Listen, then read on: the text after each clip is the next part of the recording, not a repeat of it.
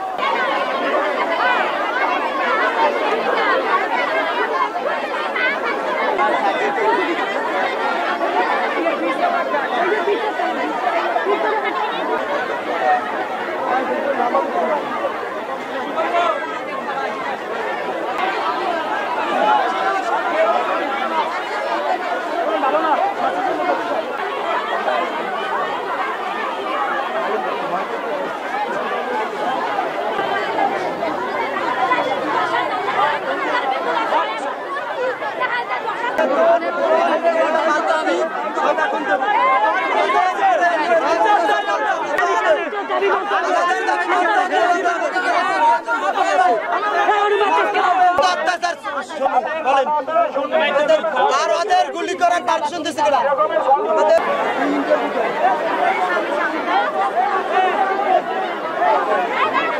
জন্য এই জায়গায় তাদেরই কাজ করে নাহলে তাদের পার্টি যারা তারা দুইটা লোক আমাদের মারিয়ে ফেলাইছে।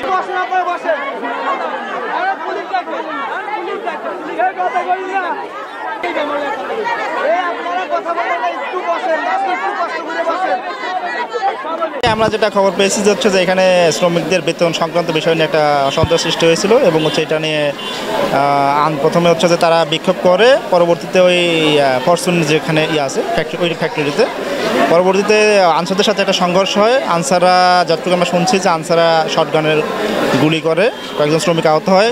এখন পর্যন্ত যতটুকু খবর পাওয়া গেছে যে শেরেবাংলা হসপিটালে 4 জন মানে অসুস্থ আছে, ভর্তি হয়েছে। তার পরবর্তীতে আমরা খবর পেয়ে আসি এবং পরিস্থিতি বর্তমানে নিয়ন্ত্রণে আছে। শ্রমিকরা যারা বিক্ষোভ করছিল বা করছিল আমরা তাদেরকে কথা বলে শান্ত করার চেষ্টা করছি। বর্তমানে পরিস্থিতি সম্পূর্ণ পুলিশের কন্ট্রোলে আছে। যতটুকু শোনা গেছে যে বেতনের দাবিতে এই ধরনের ঘটনা ঘটছে। জানতে পারছি যে 2 মাসের বেতন সংক্রান্ত বিষয় নিয়ে একটা সমস্যা হয়েছে। এই সম্পূর্ণ গুজব। হসপিটালে এই ধরনের এখন পর্যন্ত কেউ মারা যায়নি বা এই ধরনের কিছু হয়নি বা এত বেশি গুরুতর আহত কেউ শোনা যায়নি। যে 4 জন আছে ওদের হচ্ছে যে আহত আছে, সবার হচ্ছে যে এই যে শটগানের যে গুলি, সররা গুলি যেটাকে বলে, এরকম লাগছে। এখন পর্যন্ত মালিকের সাথে কথা বলি নাই, তবে আমরা হচ্ছে যে কথা বলবো বিষয়টা নিয়ে, বাবাকে বসে সমাধান করার চেষ্টা করবো।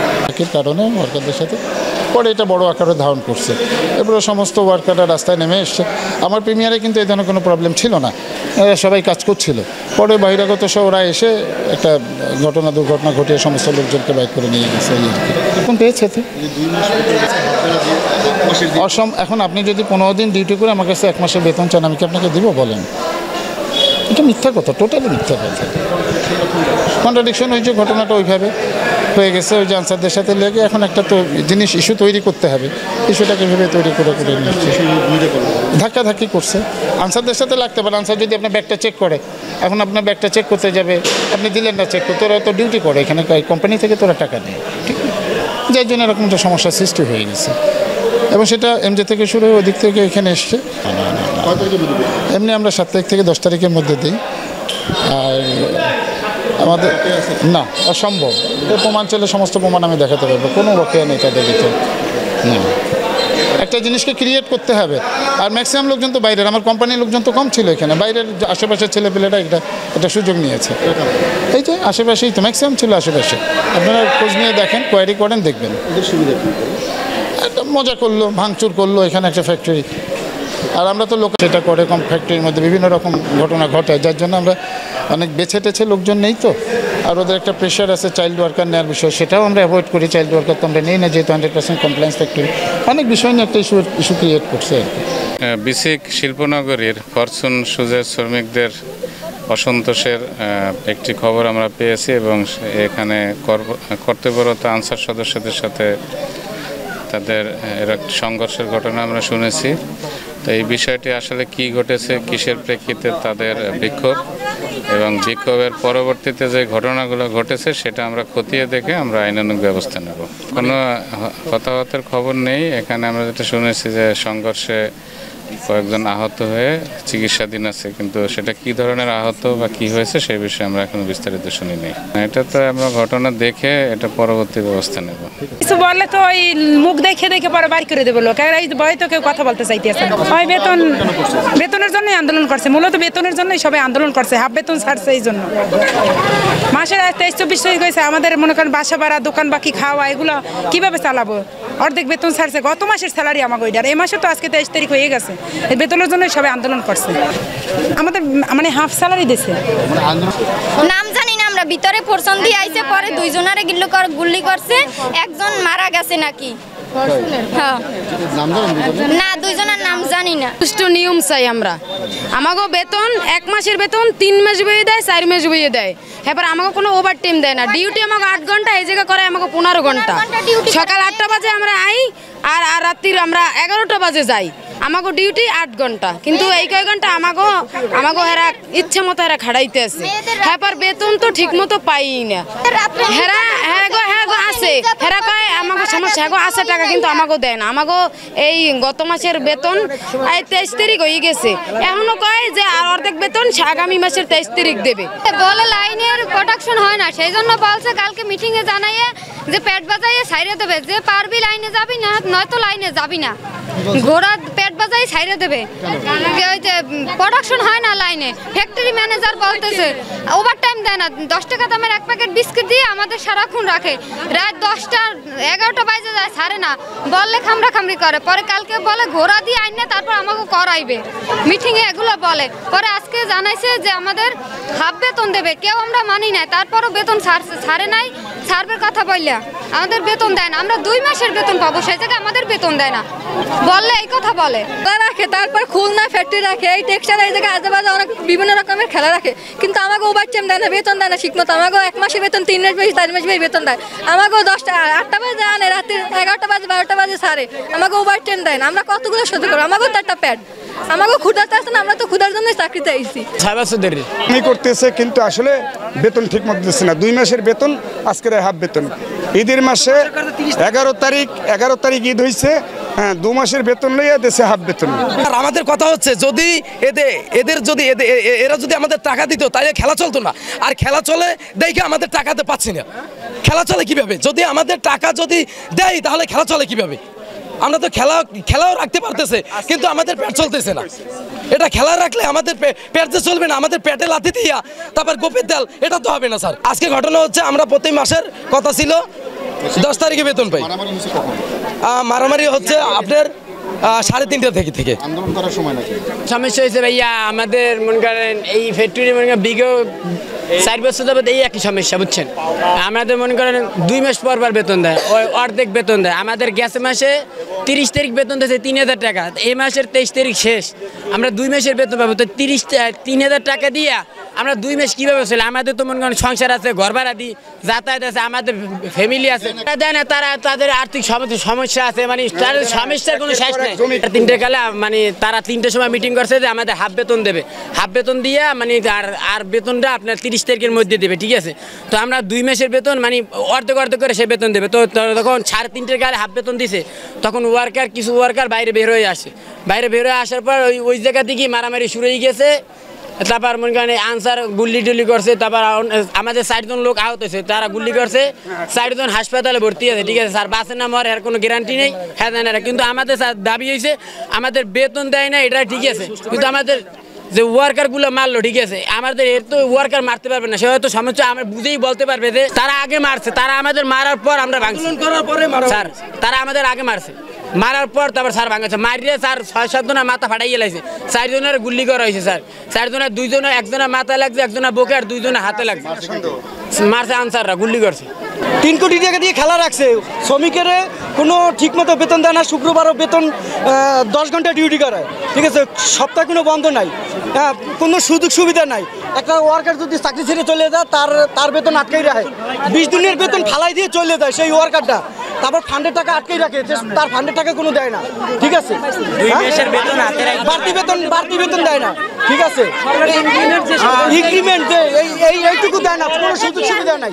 এই যে আমরা মাসে প্রতি মাসে ভাড়া হওয়ার জন্য আমাকে বেতন যদি থাকে 10,000, অনায় 17,000, অরিজিনালে আমাকে বেতন 10,000, কিন্তু ওই 17,000 আমি পাই না।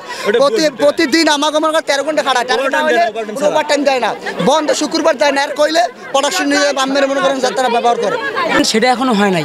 আমাদের গত মাসের বেতন আজকে মাসের 23 তারিখ, এখানে আমরা অর্ধেক বেতন পাচ্ছি, তাও ইসলামী ব্যাংকে ATM কার্ডের মাধ্যমে আমরা এভাবেই বেতন পাই। আমাদের কোনো ওভার টাইম নাই, সাপ্তাহিক ছুটি নাই, আমরা এগুলো চাই, আমাদের 10-এর মধ্যে বেতন চাই, আমরা এগুলো পাই না। দাবি তো মানতে হবে।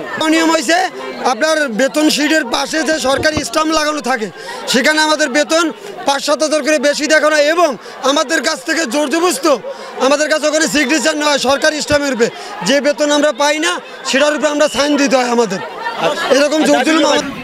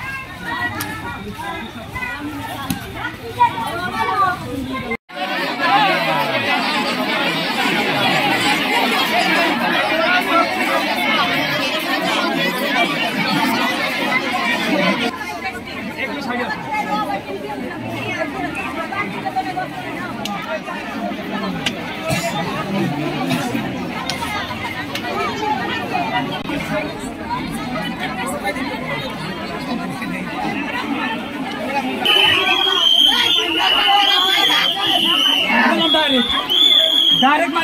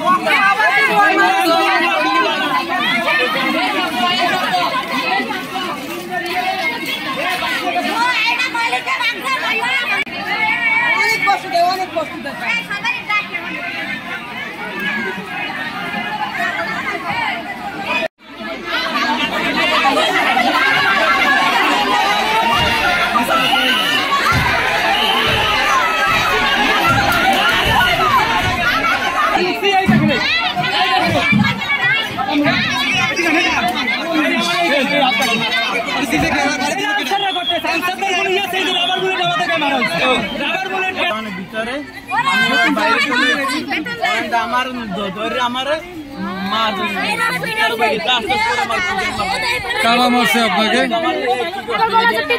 কারা মারছে? রাস্তায় নামছি, রাস্তায় নামার পরে তারা বুলেট শুরু করে দিচ্ছে। বুলেট শুরু করে